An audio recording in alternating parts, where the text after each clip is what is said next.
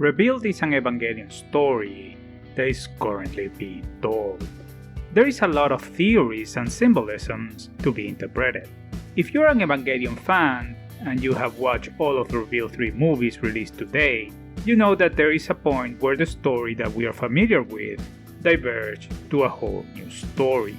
Sure, all of the 3 Rebuild movies are unique in their own way. The first one is a shot-by-shot remake of the first 6 episodes of the original story with some twists. And the third one is a whole new story with similar characters to those on the TV show.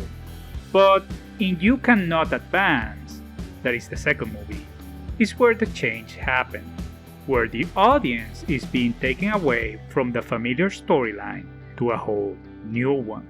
In my previous Rebuild videos, I went over very basic things involving the saga, only scratching the surface of it.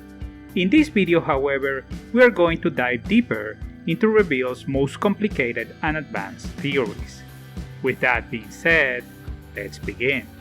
We are going to start with Asuka in the second movie.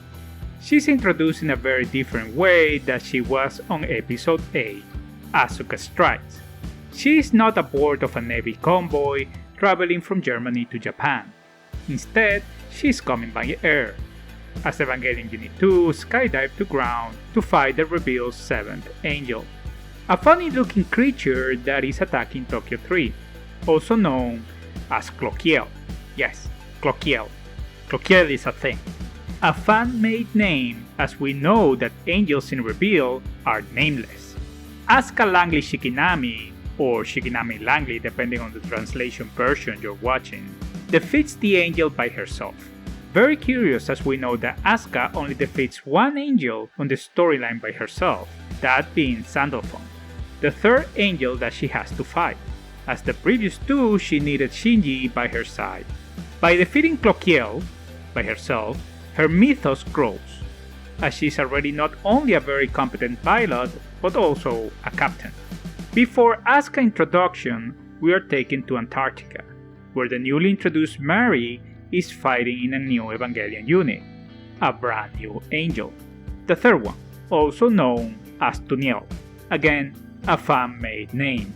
So at the very start of this movie, we have been introduced to 2 female characters that did not appear on the first movie, and 2 new angels. But still the story feels familiar. You see, that is intentional. On episode 8 of the original story, we had a main plot and a side plot. The main plot is of course Asuka introduction and the fight against the angel. And the subplot is Kaji smuggling something from the convoy to Gendo Ikari. That also happens at the first act of the movie, but instead of an Adam's embryo, is now the key of Nebuchadnezzar. Therefore, although both plots are presented differently than in the original story, the basics remain the same. That is the reason why it feels similar.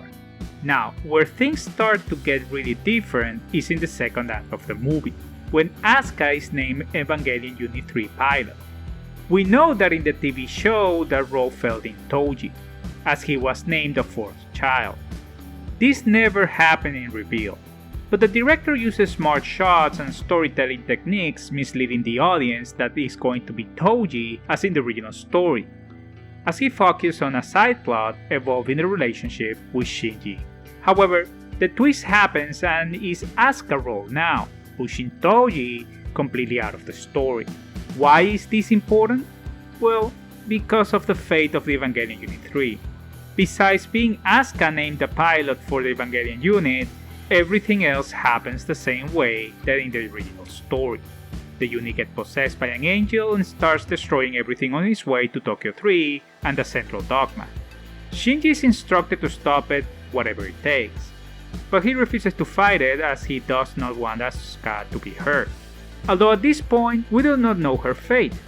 She may be dead at this point, or absorbed completely by the angel, but more on that later. Everything goes as expected, the dummy plug is activated and Unit 1 destroys Unit 3.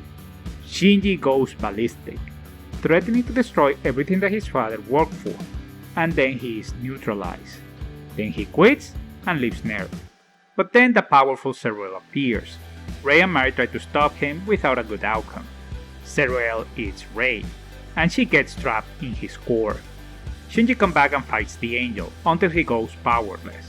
Here, at this point, is where divergence occurs. The unit goes berserk, but for different reasons than in the main storyline. As we know, that is Yui who controls the unit when berserk. But here is Shinji who is in total control of the beast within. This Evangelion unit is so powerful that it's able to regenerate its missing limbs without Zerael's flesh, but only by will. Not only that, but now it can project power and use it as a weapon. We have never seen an Evangelion unit with that kind of power, ever, in the whole franchise. Then the halo appears above his head, very proper from one of the 4 items. And in this mode defeats the angel without problems, but that is not his main goal anymore. His main focus is around saving Rei from the angel's core. We know that a moment earlier Dr. Akagi asked Shinji to stop as he will be losing his humanity as he dives deeper into Unit's 1 core. And then is this shot. Shinji's red eyes may be the point of no return. Is he human at all at this point? Only 2 characters in the franchise have red eyes, those being Rei and Kaoru. We know they are not humans, but gods. Rei has Lily's soul, while Kaoru has Adam's. We know that this argument may have changed a little, as in Rebuild we do not know for sure that Rei has indeed Lily's soul the same way that in the original story, nor the origin of Kaoru's soul, as Adam as a single entity has been removed altogether from the story. Nevertheless, we do know that both of them are not human. Therefore, we can develop the same argument regarding Shinji at this point. He has lost his humanity, as Dr. Akagi warned earlier. And we follow that skepticism in Rebuild Q, when he is rescued on the first act of the movie, as Shinji was never seen again by neither Ritsuko or Misato on the time period between movies. 14 years has passed. Finally, Evangelion Unit 1 reveals its famous third eye, which may indicate its origin as one of the 4 Adams that were introduced earlier in this film. So, what all this means? Sadly, that is all of the evidence that we have from the movies. So, until 3+1 is released next year, we can only speculate. Let's go over the 2 most popular theories out there. The first one is probably the most widely known, and that is that Rebuild of Evangelion is a sequel to the end of Evangelion. Shinji ends instrumentality and decides to create a new parallel universe. A universe he knows. And that is the reason why the first 2 movies are so similar to the original storyline. In this universe, he will be more strong and self-driven. Also the hero that saves the day. That is the theory.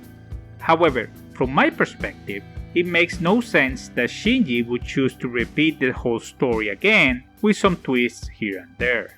In my opinion, Shinji would have chosen a normal world, where he's a normal kid, with normal parents and normal friends.